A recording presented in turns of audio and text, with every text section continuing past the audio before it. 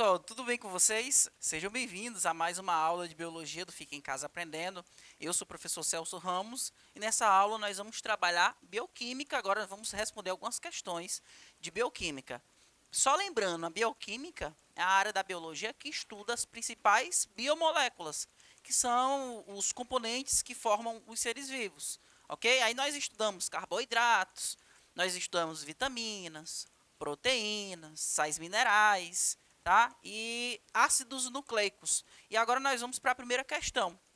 Ela diz o seguinte: os lipídios são moléculas apolares que não se dissolvem em solventes polares, como a água. Com relação aos lipídios, podemos afirmar que... Então vamos ver o que ele fala sobre os lipídios. Primeira afirmativa: são moléculas ideais para o armazenamento de energia por longos períodos. Pessoal, lipídios são considerados como os óleos, as ceras e as gorduras. Eu vou citar o exemplo para vocês, o caso de alguns animais, como ursos, que, por exemplo, tem um determinado período do ano que ele precisa passar por um processo de hibernação, ou seja, ele dorme durante o período do inverno. Mas antes desse período ele tem que comer bastante, e nesse processo de comer muito, ele produz gordura, tá? E essa gordura vai fornecer energia para ele sobreviver enquanto ele dorme. Então, realmente, a primeira afirmativa ela é verdadeira, tá? As gorduras, os lipídios em geral, eles servem como armazenamento energético, tá? Então, a primeira afirmativa é verdadeira. Vamos para a segunda afirmativa. Importantes componentes, está falando de lipídios, né? Então, dizendo que os lipídios são importantes componentes de todas as membranas celulares. Também é verdadeiro, pessoal, porque nós temos uma classe de lipídios chamado de fosfolipídios. É um tipo de lipídio que tem como componente ali da sua constituição química o fósforo. Aí por isso que é chamado de fosfolipídio. Então, inclusive a gente tem exemplo, tá? A gente tem exemplo da membrana plasmática. Essa outra aqui também está errada, tá? Ela está dizendo o seguinte, ó, estão diretamente ligados à síntese de proteína. Não, a gente não tem produção de proteína a partir de lipídio, tá? Na verdade, os lipídios eles estão mais ligados com relação a armazenamento energético, tá certo? Próxima afirmativa. Serve como fonte primária de energia. O que quer dizer quando a gente fala de fonte primária? Quer dizer o seguinte, pessoal. Quando o organismo ele vai buscar energia no corpo, de onde é que ele vai tirar a energia primeiro? Então, a molécula de onde ele vai tirar a energia primeiro é que a gente chama de fonte primária. Então, existem as fontes primárias, fontes secundárias e terciárias. Então, no nosso caso, né, seres vivos, nosso corpo ele precisa adquirir energia primeiramente dos carboidratos, certo? Onde tiver carboidrato no organismo, o corpo ele vai absorver energia dessas moléculas de carboidrato. Acabando o carboidrato armazenado no nosso corpo, tá? O que vai acontecer? O organismo ele vai procurar uma fonte secundária. A fonte secundária são os lipídios, tá? Então aí o organismo ele vai começar a queimar calorias das gorduras armazenadas no corpo do organismo, certo? Então primeiro, o organismo ele procura energia que está armazenada em carboidratos, né? Essa é a fonte primária. Exemplo de carboidrato que fica armazenado no corpo dos animais. Aí nós podemos citar o glicogênio, certo? O glicogênio que fica armazenado nos músculos e no fígado, certo? Acabando o glicogênio, que é carboidrato, o organismo ele vai consumir energia da gordura, dos lipídios armazenados no corpo do indivíduo. Aí ele vai começar a queimar calorias das gorduras. Quando o indivíduo já não tem mais gordura nenhuma, porque de repente ele pode ter passado por um processo de desnutrição, aí o corpo já não tem de onde tirar energia, ele vai começar a queimar, destruir moléculas de proteína. Então, a proteína ela é queimada, ela é degradada em último caso, quando o indivíduo ele está num caso extremo de desnutrição. Aí a gente pode até citar, por exemplo, aquelas pessoas que passam fome, que fica só pele e osso. Por quê? Os músculos do indivíduo foram consumidos pelo próprio corpo dele, para que ele pudesse se manter vivo. Então, nesse caso aqui, os lipídios eles não servem como fonte primária, eles servem como fonte secundária de obtenção energética. Então, essa quarta afirmativa está errada também, ok? A quinta afirmativa diz o seguinte: a cutina e suberina e a celulose são exemplos de lipídios. Olha aqui, pessoal. Suberina e celulose são carboidratos, né? Exemplo de estruturas de carboidrato. Então, só aqui a gente já elimina, tá? Não são lipídios, ok? O que seria a cutina? A cutina é uma película que fica recobrindo as células vegetais. É carboidrato, ok? Então, a gente ficou com a letra E. Somente a primeira e a segunda afirmativa são verdadeiras, tá certo?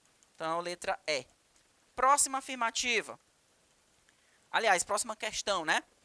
A figura a seguir representa a unidade formadora de uma importante biomolécula. Sobre o grupo de moléculas representado por essa figura, é correto afirmar que... Então, olha só, pessoal, isso aqui é uma... Que molécula é essa? Eu tenho um carbono no centro, né? Um carbono central. E esse carbono tem 4 ligantes diferentes, né? 4 moléculas que se ligam a ele. Vamos lembrar que o carbono ele consegue promover 4 ligações covalentes. Então, nesse caso aqui, ele tem 4 ligantes de cada lado. De um lado, ele tem aqui um C dupla O, OH. É isso? COOH. Isso aqui é um ácido carboxílico. Ok? Aqui é um ácido carboxílico.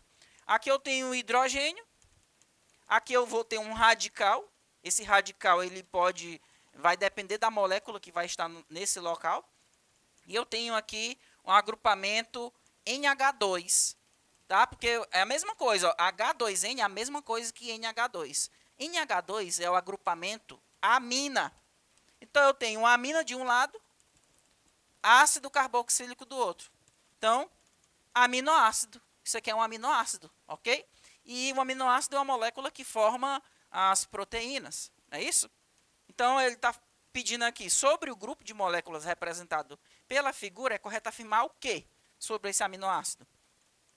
O grupo é base do código genético? Será que os aminoácidos eles são a base do código genético? Letra B. O grupo pode ser sintetizado por todos os organismos? Será que todos os organismos produzem aminoácidos? Sim, ele não há atividade celular. E a letra D, esse grupo pode ser fartamente obtido pela ingestão de pão. Olha só, a letra D diz que o pão fornece bastante aminoácido. Se o pão fornecesse bastante aminoácido, o pão seria de proteína. E nós sabemos que pão é feito de carboidrato, certo? Então, os aminoácidos formam as proteínas. Então, o pão não é fonte de aminoácido. O pão é fonte de carboidrato, tá certo? A letra C diz que sem ele não há atividade celular. E realmente, se não existir os aminoácidos no interior da célula, a célula não vai promover a síntese proteica. E essa é uma atividade, é a principal atividade da célula.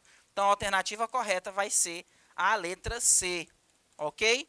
A letra B diz que o grupo pode ser sintetizado por todos os organismos. Não, existem o que a gente chama de aminoácidos essenciais. O que são aminoácidos essenciais? São aqueles aminoácidos que o organismo não produz. Então, o indivíduo precisa consumir ele a partir da alimentação, certo? E a letra A fala que o grupo é a base do código genético. Na verdade, a base do código genético são o que a gente chama de bases nitrogenadas, que ficam lá no material genético, tá certo? Vamos para a próxima questão. O milho verde, recém-colhido, tem um sabor adocicado. Já o milho verde comprado na feira, 1 ou 2 dias depois de colhido, não é mais tão doce, pois cerca de 50% dos carboidratos presentes responsáveis pelo sabor adocicado são convertidos em amido nas primeiras 24 horas. Para preservar o sabor do milho verde, pode-se usar o seguinte procedimento em 3 etapas. Primeira, descascar e mergulhar as espigas em água fervente e por alguns minutos. Segundo procedimento, resfriá-las em água corrente. Terceiro, conservá-las na geladeira.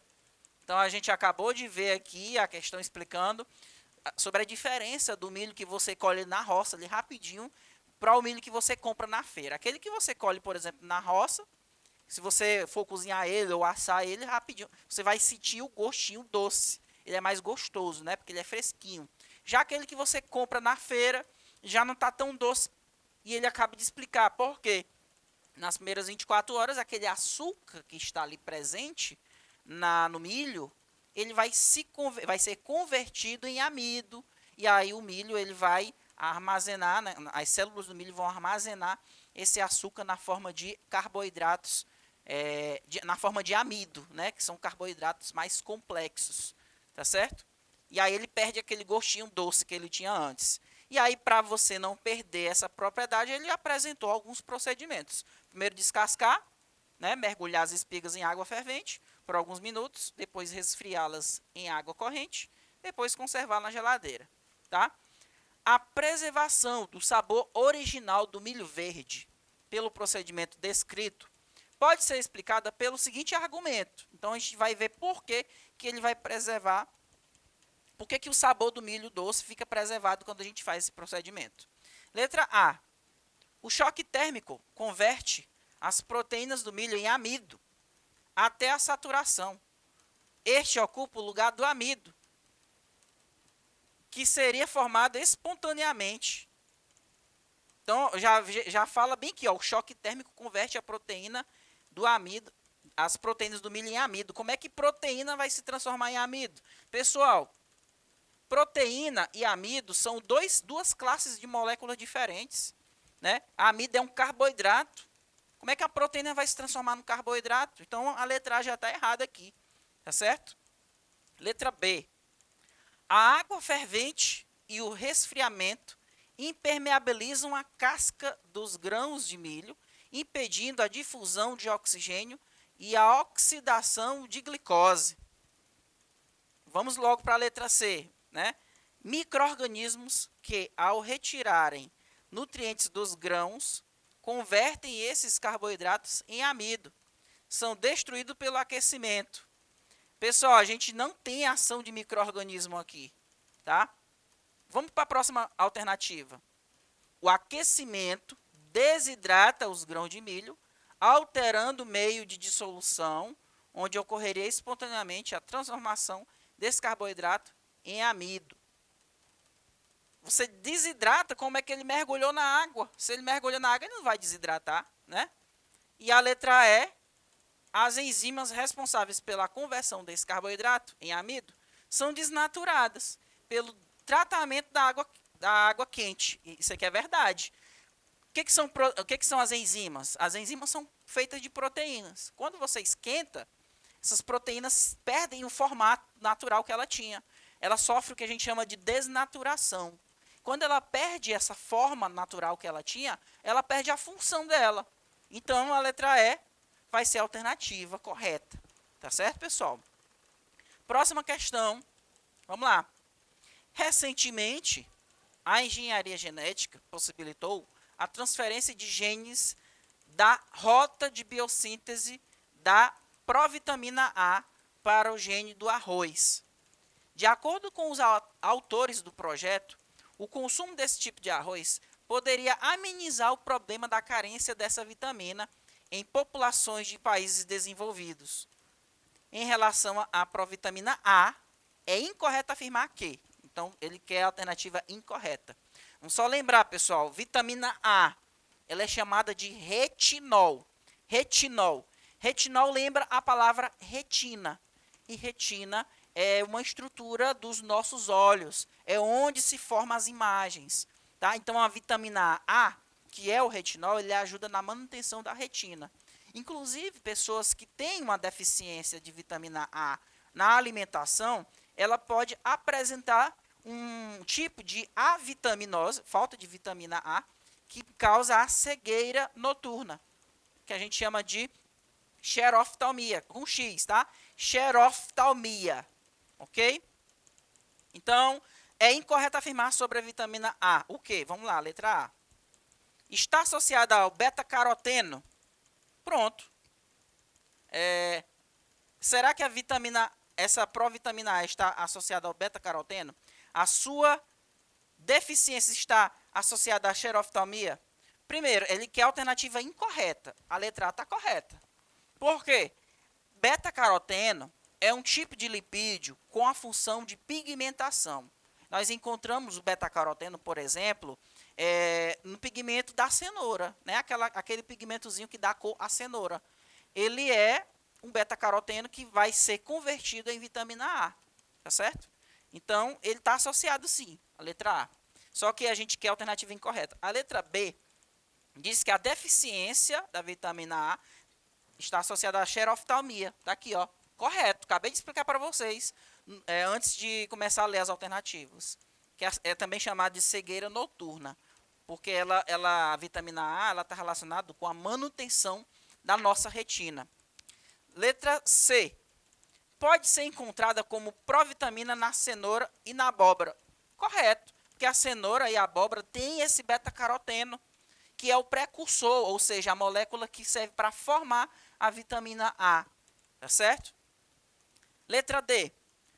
A sua deficiência está normalmente associada ao escorbuto. Pessoal, escorbuto é uma avitaminose, mas não é pela falta de vitamina A não, pessoal. É pela falta de vitamina C. Vitamina C, que ela é chamada de ácido ascórbico. Ácido ascórbico. Então, a palavra ácido ascórbico tem a ver com o tipo de carência que ela vai gerar no indivíduo. Inclusive, antigos marinheiros, durante as navegações, eles ficavam com esse problema, né, de falta de vitamina C, chamado de escorbuto. A gengiva deles ficava muito inchada, inflamada, tá certo? Então, quando eles chegavam em terra firme, eles se alimentavam de frutas cítricas, que tinha bastante vitamina C, logo eles ficavam bons, com a sua saúde restabelecida. Então, a deficiência de vitamina A não tem nada a ver com escorbuto. Tem a ver com a vitamina C, que tem a ver com escorbuto. Tá certo? Então, a alternativa incorreta é a letra D. Ok? Vamos só conferir se a letra E está certa mesmo. Não é biosintetizada pelo organismo humano. É sim. A vitamina E é produzida pelo organismo humano quando, por exemplo, ele consome beta-caroteno, que é esse beta-caroteno, né, ele é convertido em vitamina A. Próxima questão, vamos lá. Sobre os compostos orgânicos presentes nos seres vivos, é correto afirmar que o HDL, né, do inglês High Density Lipoprotein, ou seja, lipoproteína de alta densidade, conhecido como colesterol ruim, pode dar início a alguns problemas de saúde, como as placas de gordura, que podem obstruir artérias e levar ao infarto. Pessoal, o HDL é o colesterol ruim? Não, senhor. Quem é o colesterol ruim é o LDL, ok? Que é a vitamina é o lipoproteína de baixa densidade. Então, HDL é o colesterol bom. É um tipo de lipoproteína que limpa os vasos sanguíneos. A primeira afirmativa está errada. 02. A hemoglobina, pigmento respiratório encontrado nas hemácias humanas, é uma proteína conjugada que contém ferro. Correto. Tá? A primeira está falsa, a segunda, verdadeira. A 04. A glicose, a frutose, a maltose e a sacarose são classificadas como carboidratos monossacarídeos. Não, sacarose ela é disacarídeo, tá? Errado também. Afirmativa 08. Os cerídeos são exemplos de compostos lipídicos encontrados somente em animais, como a cera de abelha, a lanolina, obtida na lã de carneiro. e ceras que impermeabilizam as penas das aves? Falso, pessoal. Nós temos ceras também na superfície das folhas. Então, espero que vocês tenham entendido e aguardo vocês na próxima aula. Até mais. Tchau, tchau.